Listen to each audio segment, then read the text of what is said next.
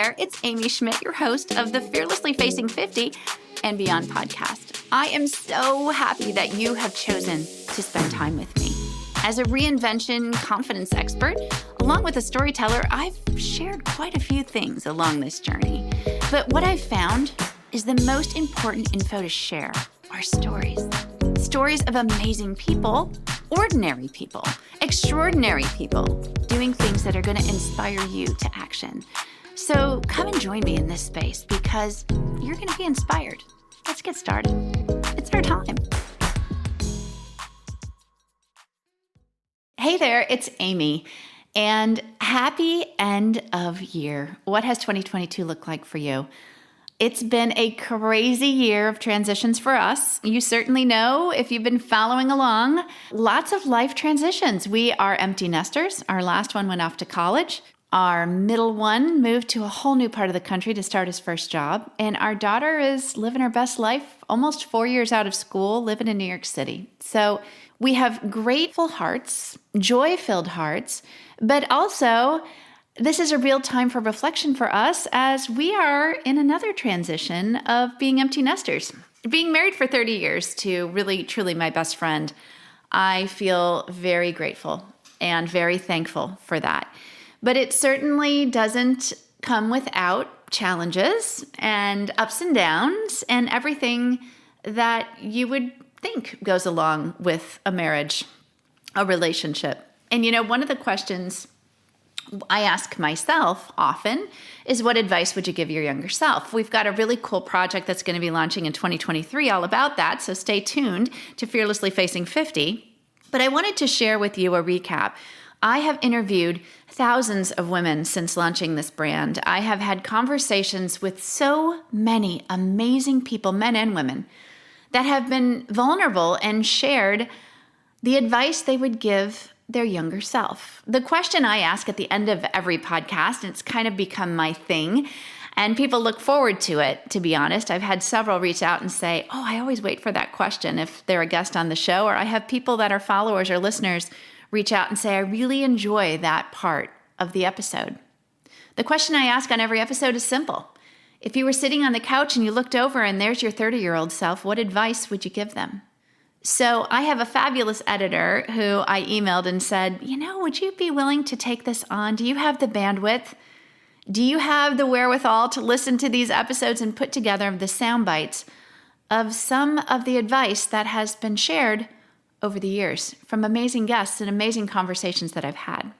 So I'm going to kick it off with my very own. And that's if I was sitting on the couch and I looked over and there was Amy at 30. What advice would I give her? So many things come to mind. I could fill a whole episode with the advice I'd give my younger self. But the most important thing I would do is go over to her and look her in the eye and give her a huge hug. And you say, I love you. I love you. Life's a tough sport. There's going to be challenges, but continue to push play and not pause. So sit back and relax and enjoy the inspiration from people that have inspired me along this journey and the advice that they would give their younger self. If you were sitting on the couch and you look over and there you were at 30, what advice would you give her? I'm going to ask you a question that I ask everybody. The question I want to ask One last question for you that one I'd thing love I to always ask my guests. And if you were sitting on the couch and you look over and there you were at 30. If you were sitting on the couch, you happen to be sitting on the couch and you look over and on your left was 30-year-old sitting next to you, what would you tell your 30-year-old self? What advice might you give her? What advice would you give your 30-year-old self? I would say get divorced because that was when I got divorced. Right. Was that the year? That I was 30. Yeah, 31. Oh. Yeah. Wow. So I would say plan for your divorce. And I was about planning for my divorce, but terrified. I was living in fear. I would just say you are exactly in the center of where you're supposed to be, and savor it because it'll go quick. It'll go quick. And I know it's hard because the days are obviously long and you can't wait for nap time so that all 3 kids can nap for a split. Oh my gosh, I was living for those nap times. Yes. Yeah.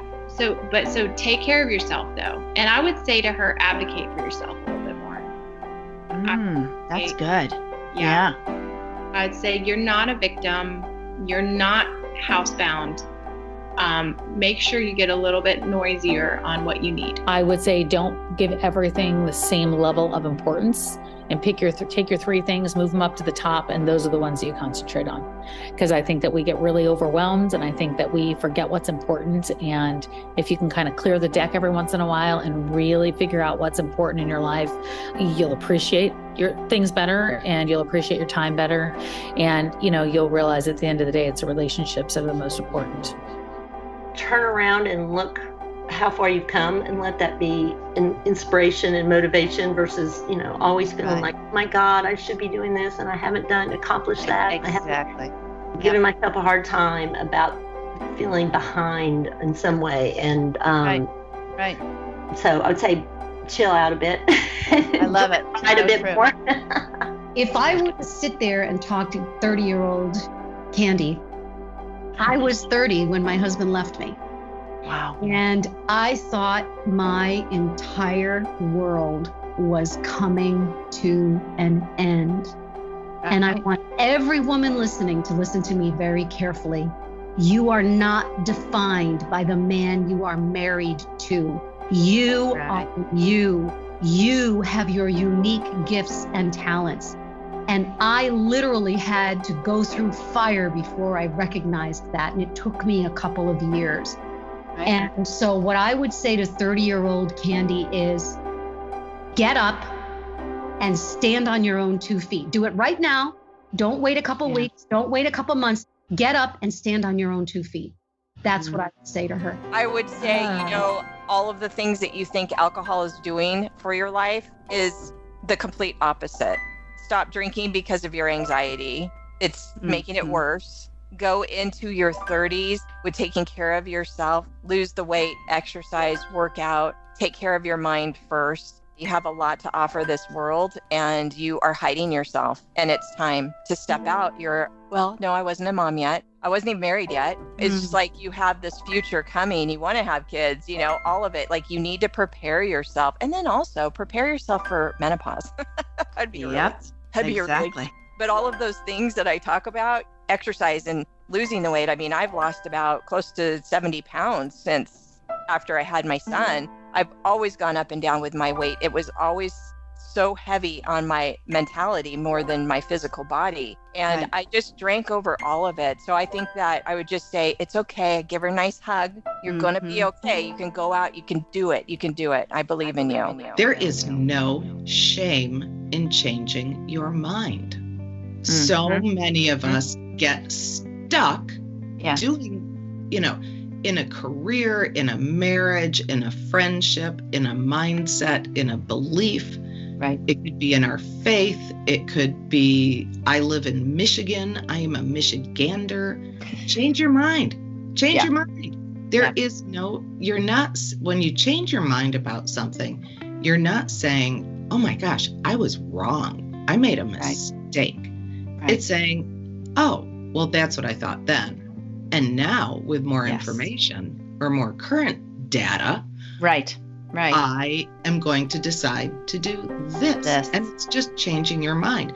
If anything in your life is looking like a failure, just say, I changed my mind. I don't want to do that anymore. Right. It's not a failure. So that's my advice. It's okay to change your mind. Ask for help. I knew you were going to say that. It's so easy, and I would give that advice in the context of be kind to your future self and do good deeds, but ask for help. You'll be able to do many more good deeds, and you'll be much more kind. Well, a couple of things. I think that one thing I would say is keep your toe in things, even while you're in your career, even while you're raising the kids, because you want to be able to go back to that. And I was thinking about it because I knew you were going to ask this. The other thing I would have said is don't be afraid to have more kids. I think I freaked out after I had 2 kids and they were just 14 months apart, and I thought, I can't do this again because it's too chaotic. I need to wait. And then of course it's too late. So I would say Molly don't sweat the small stuff so much. Oh gosh, stop looking outside to find peace and happiness. It will always disappoint you. And when you find it, it will be very temporary. Get healthy, be authentic. Be authentic. She's still believing in herself, that she's doing a great job. She's on a really great path that will bring her a lot of happiness and joy. There will be bumps on the road, as there would with anyone. Just know that you can get through anything with the love and support of the people around you, and with the power of gratitude, and just stay the course. You're on a good path. To be patient with yourself, know that the universe has your back, and you're going to be okay. You're always going to be okay, and it's all right to be vulnerable, and it's also okay to give voice to what it is that you believe, and to always honor and respect yourself. I think I was just getting married, or we were getting engaged, so I didn't have kids yet. And I I just saw what everybody else was doing, and like, why don't I know what I want to do? And it took me 20 more years to figure it out. So the biggest word I've learned, and I would say to myself, is just have patience and believe that it's coming. I definitely got to do the hard work, but the word I've learned in the past 10 years is patience. There is a song from the 80s, so I'm going to date myself, but there's a song from the 80s that there was a line that always struck me, even when I was a young girl in the 80s.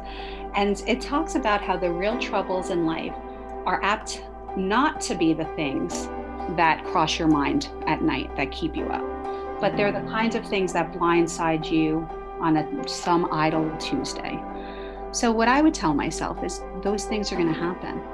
The worry is probably not going to come to fruition. The things you're worried about are probably not going to happen, but there will be big, sad, life-altering events that will happen when you least expect it. Trust yourself. You can deal with it, and I would tell myself that, there's that quote about the bird sitting on the tree. That bird's never afraid of the branch breaking, because her trust is in her own wings. Yes. And so trust yourself. You'll get through it. You have the tools, you have the power, and you have the strength. So you will get through these challenges. They're going to happen.